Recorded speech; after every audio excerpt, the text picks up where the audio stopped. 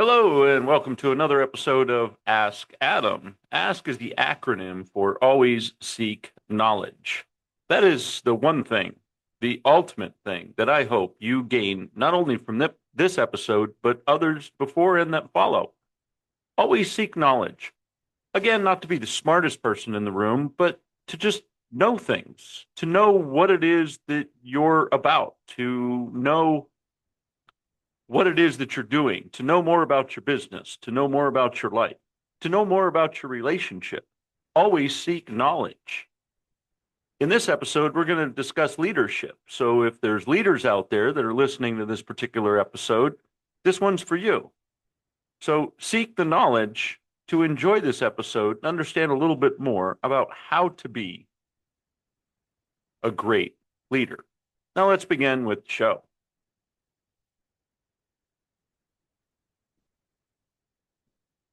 Habits of high effective leaders. Leadership isn't what you say, it's what you repeat with excellence.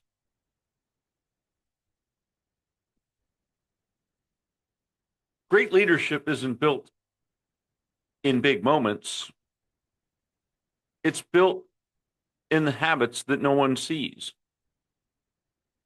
I don't want to necessarily say that it's your shadow side, but it's the things that you ritually do that help construct the core of who you are and what you can be, not to mold and shape something that becomes autonomous, but it allows you to build that resilience, to build that strength, to build energy by having sort of this shadow side of your life that others don't see, so that you can shine and be the best pillar of strength when they do see you.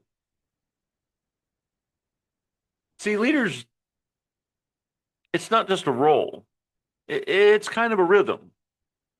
And the most effective leaders don't rely on charisma or chance, they rely on rituals.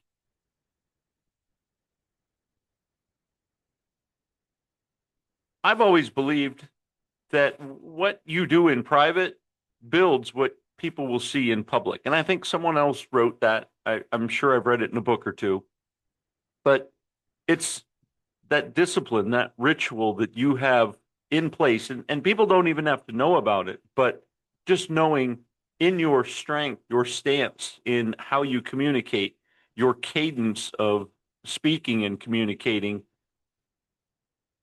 those are part of your habits. You have a rhythm, if you will, that you're just following.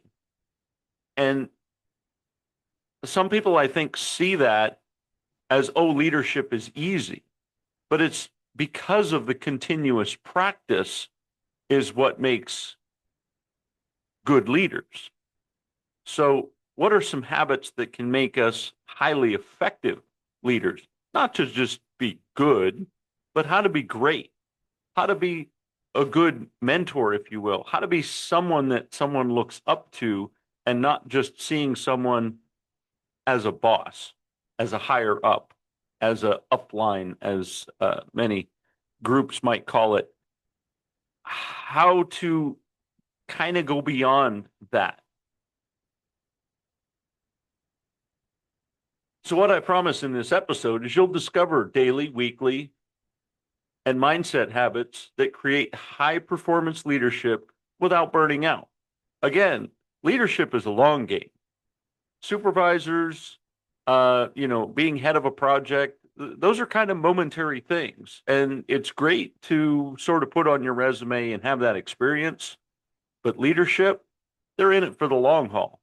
And quite frankly, that's really tantamount to like a marathon runner, where you don't just sprint off the line, you gently come off the line and you pace yourself and you don't get distracted by the other runners that are alongside you or with you. Some of them will go fast, some of them will go slow.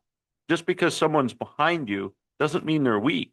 It means that they're timing themselves to strategically pass you. And the ones that ran off way ahead of you and you felt like they overcame you, well, quite frankly, you're going to pass them later because they're going to run out of energy. It's almost inevitable. But you, the well-disciplined, well thought out, planned the race before it ever started, knowing strategically where you would be at each point at each time, and pace yourself with the cadence of running at that rhythm, you're going to win the race, most undoubtedly. And yeah, there's going to be a small margin of wins and losses, but knowing that you can effectively do something like that, such as a marathon run, well, that's discipline and, quite frankly, courage to just run for no apparent reason. Anyway, I digress.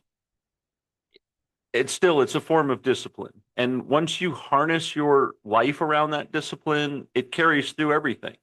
And you adopt that in your communication, in your activities, in your responses. It all comes together. Why habits matter more than titles? Well, the truth is, people follow consistency before they follow charisma.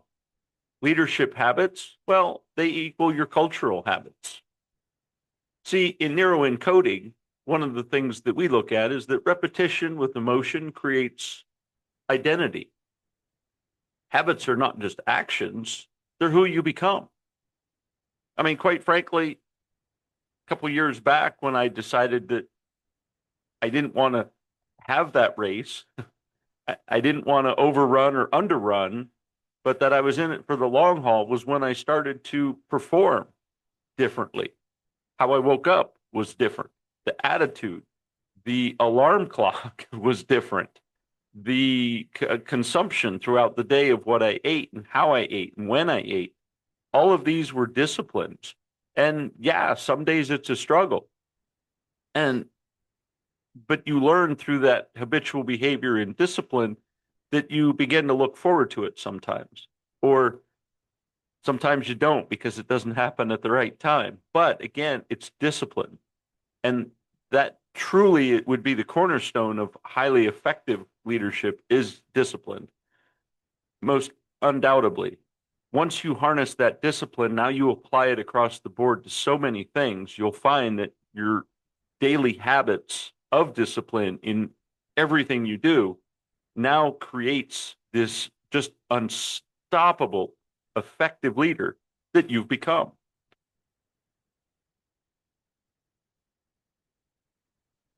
You don't rise to your goals, you fall to the level of your systems. I believe that was Jim Rohn that said that. And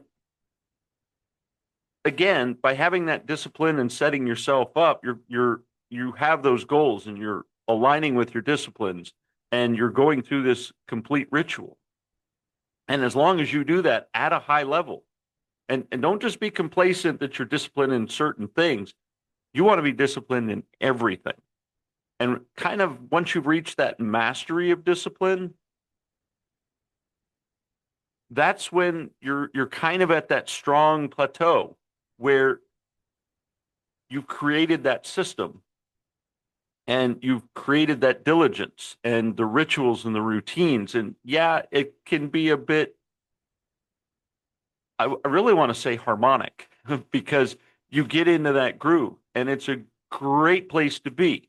Slightly boring, but it's a great place to be.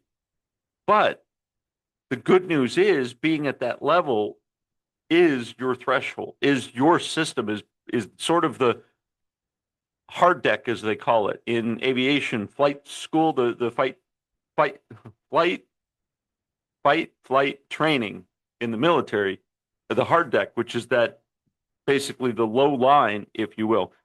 If you can build that line up and that's where you fall to, you're not going to fall far.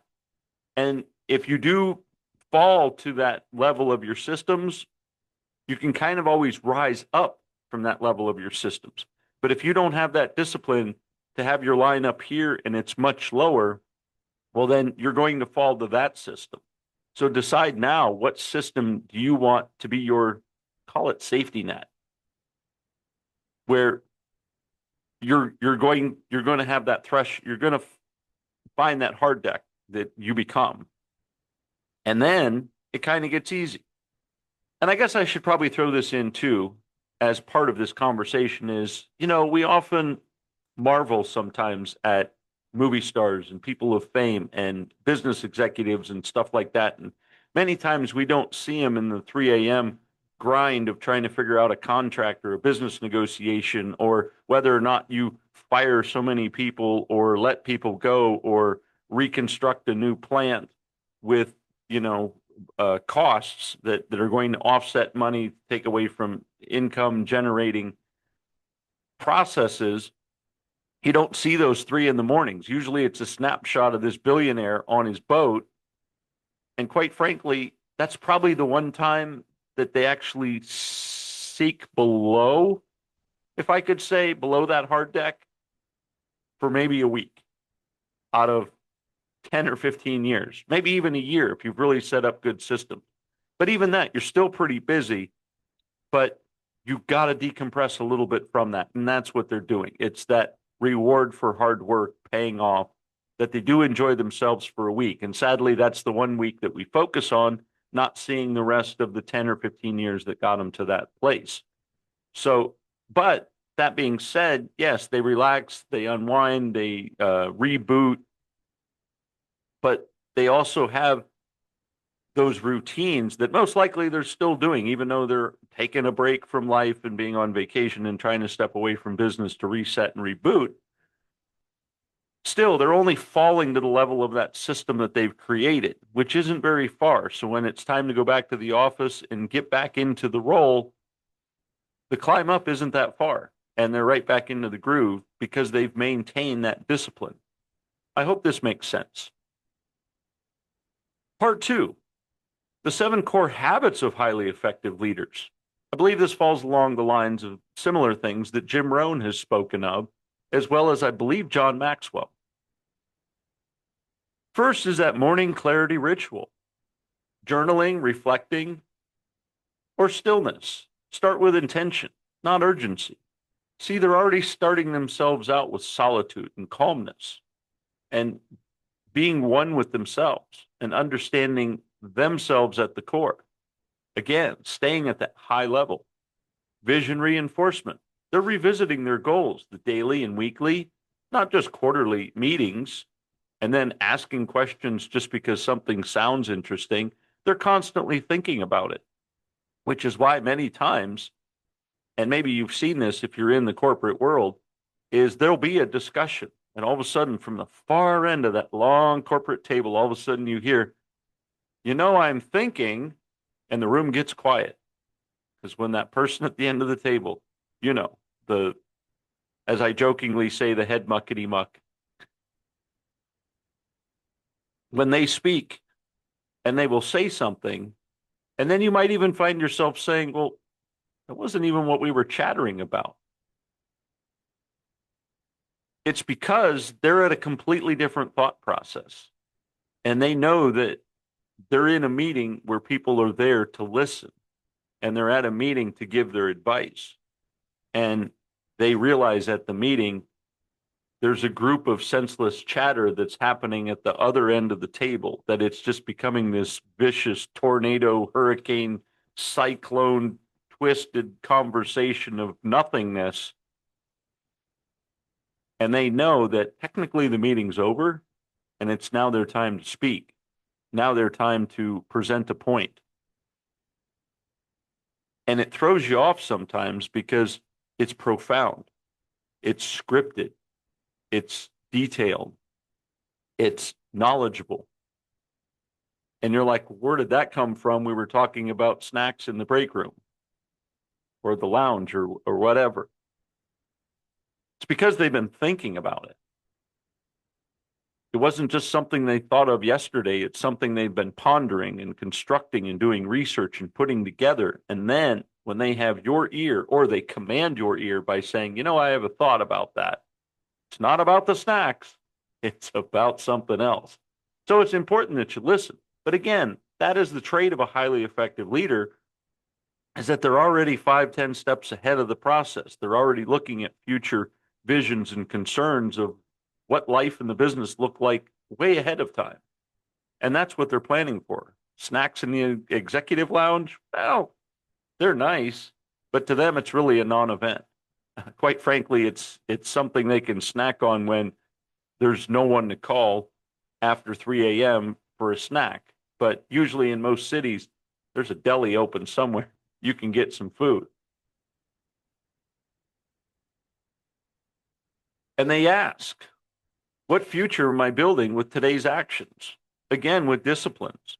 So in their discipline, in their routines, if there's something that doesn't move them towards the future, they're going to alter to create those actions that do move them towards their future.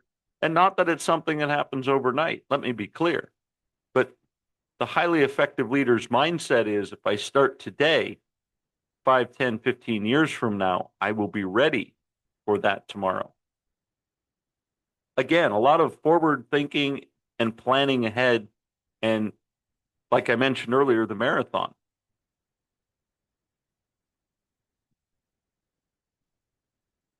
And they listen before leading. And many times they'll hear your piece, right? One of their daily habits is intentional listening moment with a team member, a peer, or a client. I found myself sort of developing that habit several years ago where I wanted to answer. Usually it was, how do I explain this? It's a situation where first it was a statement of concern, then it sort of turned into a complaint because they felt like they had your ear. And then it turned into sort of something that kind of didn't make sense. And so those three things are being handed to you. And as a good listener, you really have to filter through that. You can't, an effective leader doesn't just answer the question, doesn't have an immediate response. It's going to take all three of those statements. And during, again, great discipline, during that statement from the other party, that effective listening is to dissect all three of those statements because they all have some level of importance. It's just strange how the client or subordinate or even a lateral partner is delivering them. So a good leader deciphers and sort of chops this stuff up and goes, okay, even though they were kind of whining at me and having a complaint session, they do bring up a valid point. So I certainly want to address that.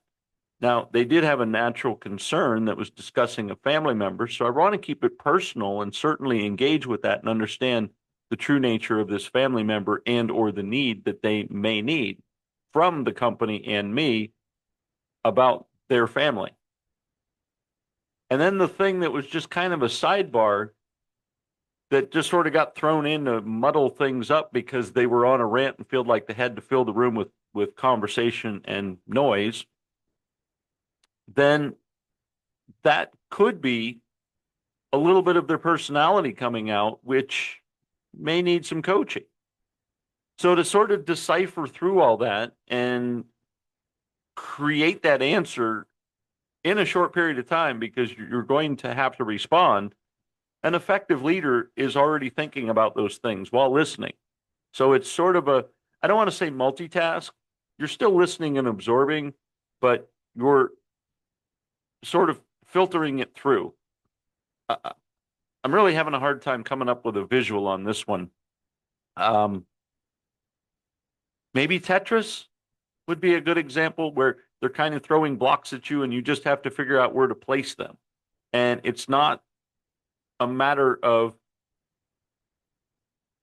placing them correctly where they will crumble and disappear as the game demonstrates, but it's more of strategically placing them to always create that gap so it still sort of creates, if you will, that wall, still having a gap in the middle that's going to give you time to put all the blocks together, read all those statements, configure it, then find that magic piece that crushes everything because it's no longer necessary. You've gathered all the information and now you're ready for your statement. I hope that was a good visual. I kind of went on a stretch for that, but it's your processing. And they're not just listening and thinking about dinner, they're actively listening to decipher and to truly answer what A is important, what B is effective, and C, what possibly could be, well, quite frankly, each time is always a coaching moment for an effective leader. Not that anybody has flaws, but an effective leader also always wants to encourage growth. And if maybe you're developing a habit like, wow, this certain person all of a sudden just ranted about nothing, where did that come from? You probably want to say, hey, you seem distracted. Is everything okay? And get to the root cause of why maybe they went on that rant. And maybe it was just something that happened recently. But again, those small little seeds of growth that you're planting can get rid of some of those habits that just showed up yesterday. Again, these are habits of highly effective leaders, and they come through discipline and through natural reaction because they've done it repetitiously so many times, not only with themselves, but with other people.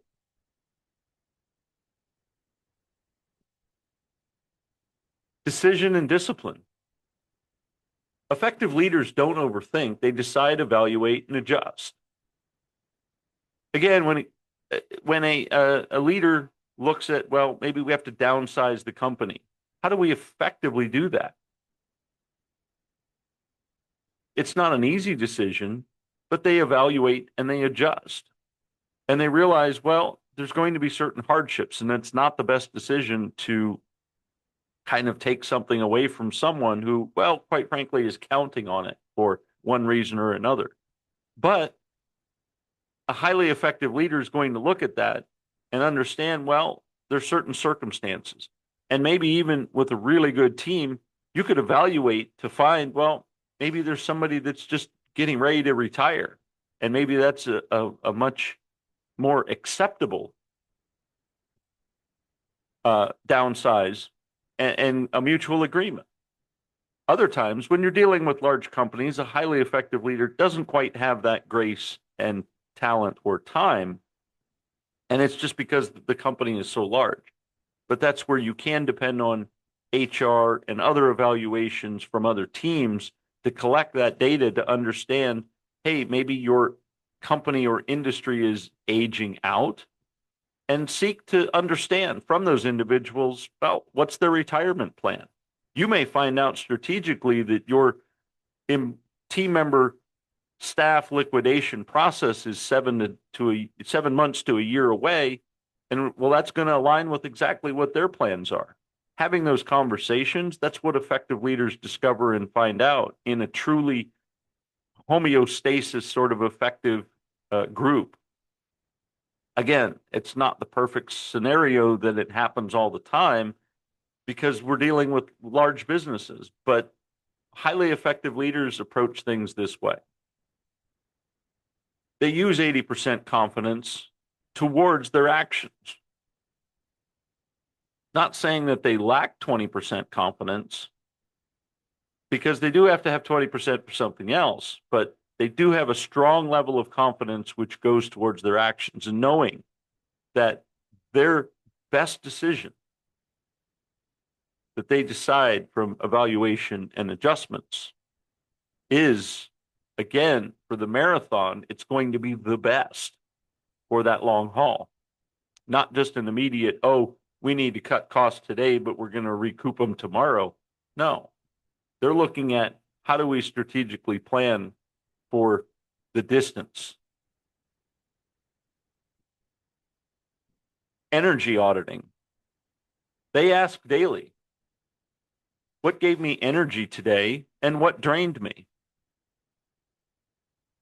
Again, this is a personal growth kind of understanding. And once you start asking yourself that and realizing that certain things are depleting your energy and other things are giving you energy, well, then you start to measure out your day and create that calendar, again, of discipline.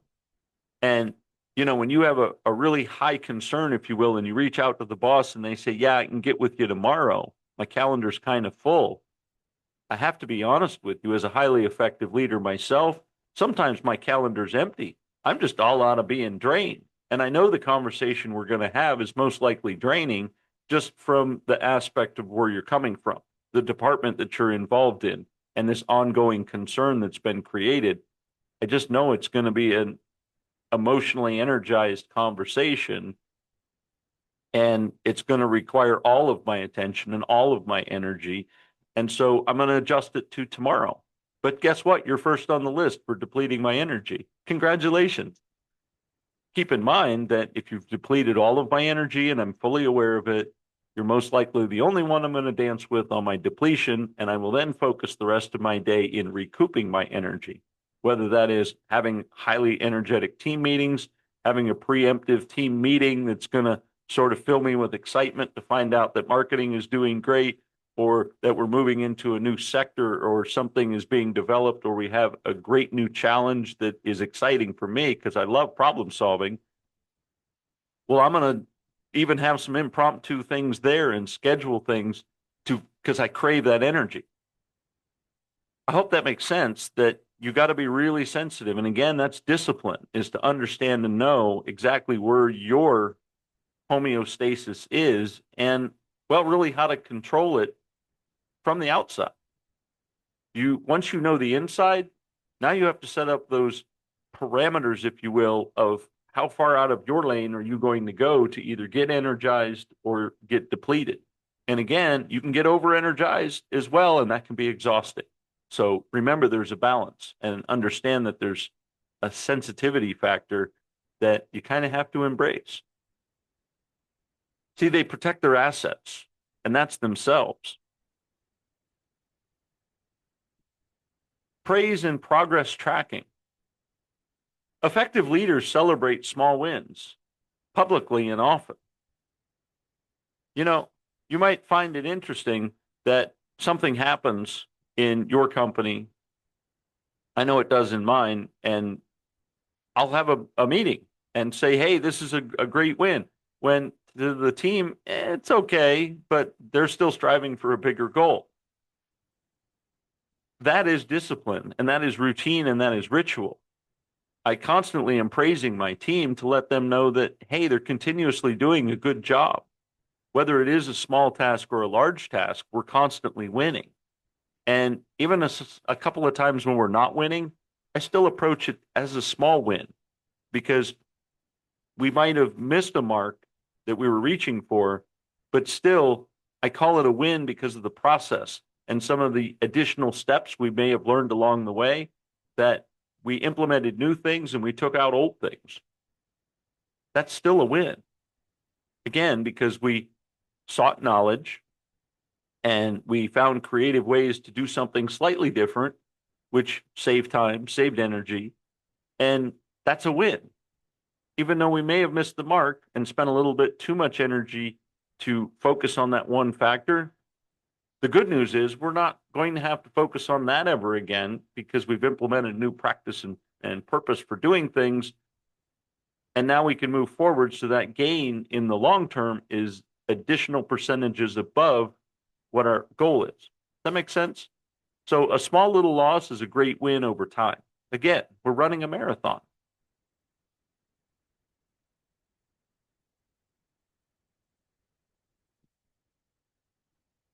Here's a habit you should probably incorporate, is 3 praise points per week, minimum. I like to keep track of a gratitude journal, but praise points for your team or for yourself. This is a good discipline to get into. And again, there's 24 hours in a day, so figure out which one of the couple of minutes of those 24 hours that you're going to appoint to these 3 praise points per week that you are going to apply. I think daily is tremendous, but start out with a week. Again, these are small little habits that might be something you do over a cup of coffee, might be over the time that you sit at your desk or you get ready to get ready, and you start implementing this as your practice. You're now becoming a highly effective leader through this small practice. So begin today. I want to wrap up this particular segment with the end of the day alignment check. One sentence. Did I lead with clarity, care, and courage today? Put that at the top of the page, put it on a plaque, put it anywhere you want to remind yourself to look back on the day and remind yourself what is your purpose. Adjust that statement any way that you want, but it's an alignment check. And again, out of your 24 hours, pick 3 to 5 minutes, somewhere in that, again, usually at the end, to sort of wrap that day in a bow, a conclusion of what you've done and what you've accomplished and what you've learned. Again, I cannot stress that these small little things that you implement into your practice, into your disciplined life, you will find create that high effective leader you want to become. Part 3, habit installation toolkit. Adopting 3 of these things with performance and presence, like I mentioned earlier, it allowed me to align more with my team, to understand the beginning of the day goals of what I wanted to accomplish. Again, finding that stillness. I found meditation to be tremendously helpful because once I got that peace and stillness and vision and saw what I wanted the day to become, it was kind of interesting what happened after that. Either the day occurred similar to my vision and prophecy, if you will, or it altered. And I'll share with you a little bit personally. At first, it can be hard. If you're a perfectionist, narcissistic, you might get a little upset because the day's not going as you plan. And that was a little bit of a curve that I had to adapt with and understand that my beginning vision wasn't the facts. It was merely clarity. And let me give you a little twist, a mind hack, if you will. I think is what the kids call it these days. Is I began during that meditation, as I finished that meditation, once I sort of saw the day coming about, I had the stillness. My mind was rumbling with things that were going to go on for the day and the appointments that were coming up and things that I had to do. And I saw the day playing out and I played it with success. My mind hack, when things started to go sideways, was not to get upset, but to open up a little creativity in my mind to say, oh, that was a neat little twist. That was curiosity. That was spontaneous. That was entertaining. So it wasn't a change of frustration. It was a change of maybe excitement or hilarity. And once I started looking at things that way, I began, again, not only with clarity, but also with the open mindset of what could happen beyond what I am planning and thinking and strategizing to happen. What is a wonderfulness that could occur to become something beautiful that I just can't see? That eliminated the frustration that I started to build as a bad habit by not seeing my day plan out. And then at the end of the day, I found myself frustrated because it wasn't the way I thought it was going to go, and thought that only my dreams and my plans and my stillness was the way it had to be. So give yourself a little bit of grace while you're going through that and understand that your vision is great, but there's other beautiful things that can occur throughout the day, and to welcome those with open arms and with some hilarity. Sometimes it could just be a laughing, passing idea that just occurred. And maybe it was just that amount of humor in your day that rekindled the energy from the depletion of something previous to it. See how that kind of coincides together? Well, this is how highly effective leaders are operating. This is inside the mind of a highly effective leader. So you're welcome. This is kind of some rare air that not everybody gets to get into. So I encourage you, track for 30 days. Celebrate every 3. Create a habit tracker and place a mantra on your mirror or the place that you would go to daily. I am a leader who shows up with courage, tenacity, charisma, fresh ideas. Three things. You name it. Any one of them, come up with it. And daily, recite to yourself, I am a leader who shows up with these two and a third.